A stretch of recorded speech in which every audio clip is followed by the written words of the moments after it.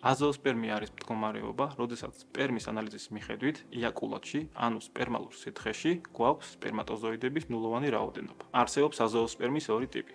იმ შემთხვევაში, როდესაც სათესლე ჯირკვლებში მიმდინარეობს აქტიური სპერმატოგენეზი, ანუ სპერმის წარმოქმნის პროცესი, მაგრამ არის სპერმსავალი გზების ბლოკირება, ეიაკულატში გამომუშავებული სპერმატოზოიდი ვერ ხვდება. შესაბამისად, ამ მდგომარეობას ეწოდება ობსტრუქციული აზოოსპერმი.